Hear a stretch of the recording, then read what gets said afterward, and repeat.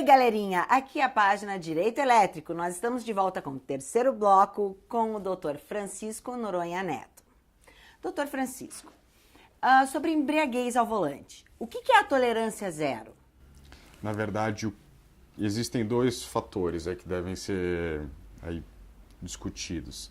Existe a infração administrativa, que é a sanção administrativa, e o crime. Na sanção administrativa, a tolerância de fato é zero. Então, se você bebeu e dirigiu, não importa a quantidade, você vai sofrer uma sanção administrativa.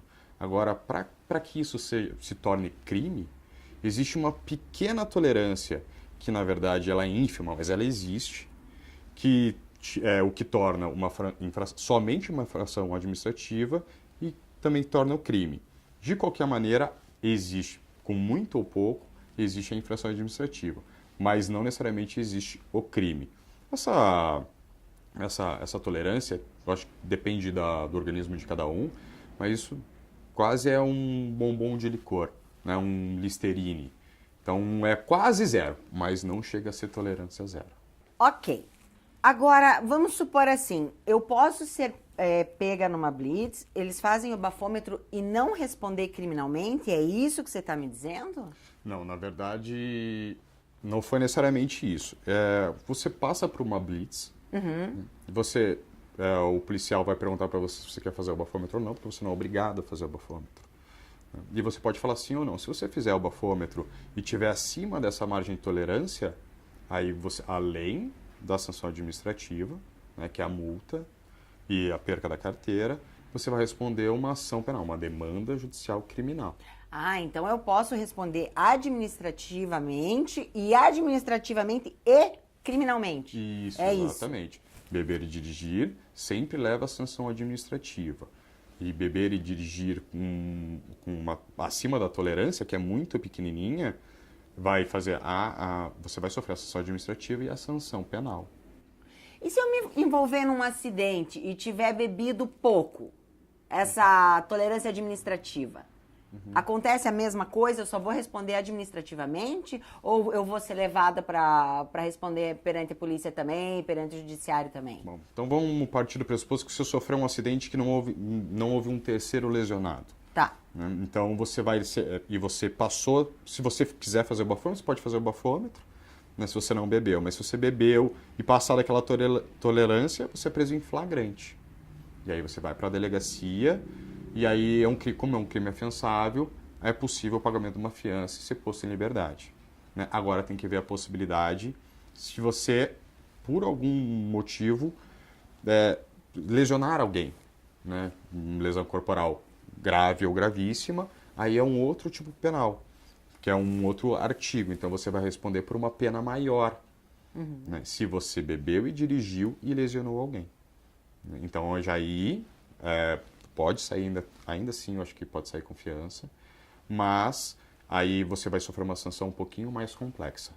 E o bafômetro? Eu tenho que fazer, eu não tenho que fazer, eu sou obrigada a fazer, eu não sou obrigada a fazer? O bafômetro não é um ato obrigatório, então o policial vai questioná-lo se você pretende ou não fazer o bafômetro. Mas, independente do bafômetro, o policial pode ver com os próprios olhos dele e prestar depoimento na polícia por você estar, digamos assim, atos notórios de embriaguez. Então, se você estiver falando enrolado, com olho vermelho, álcool, bafo etílico, e essas condicionantes, né, esses requisitos já preenchem o tipo penal, né, que seja do beber em dirigir, né, do artigo. Então, já configuraria o crime, caracterizaria aí o crime, só pela fé pública dos policiais em falarem que você estava embriagado. Uma dúvida enorme que eu tenho. E um usuário de crack, de cocaína ou de maconha? Eles respondem alguma coisa nesse sentido de estar diferente? O policial pode cientificar que ele está se comportando diferente? Ele vai responder por embriaguez, porque embriaguez é bebida, não são drogas. Mas ele pode responder sim, porque no tipo penal, no artigo, está escrito qualquer substância que altere a sua coordenação, né? Que crie dependência e altere a sua coordenação. Então, só que nesses casos de usuários de drogas, tem esses atos notórios, que aí são atos notórios de falta de possibilidade de conduzir, e aí não é feito pelo bafômetro, mas sim pelo exame toxicológico.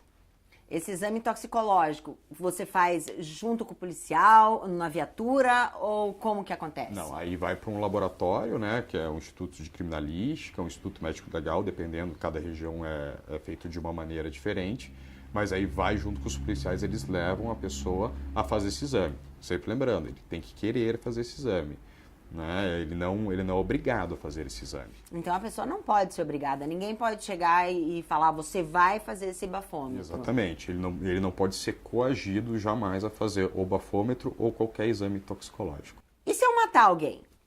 Então, houve uma alteração legislativa no ano passado que aumenta a pena de quem, sob efeito de qualquer tipo de substância entorpecente, né, conduzindo um veículo automotor, venha tirar a vida de alguém, conduzindo o veículo, né? Sempre conduzindo o veículo.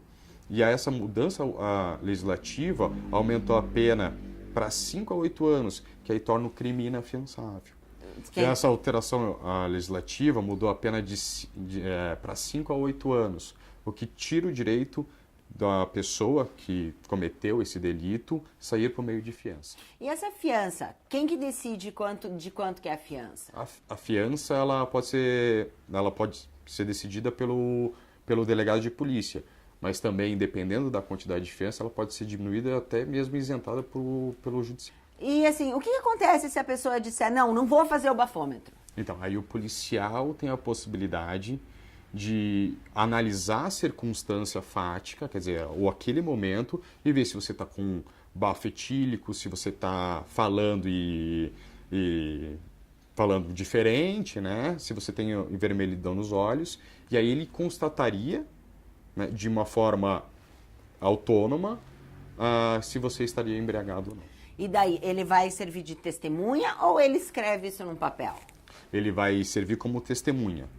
E, né, vai fazer o boletim de ocorrência tanto da polícia militar, como ele vai prestar depoimento para a polícia civil.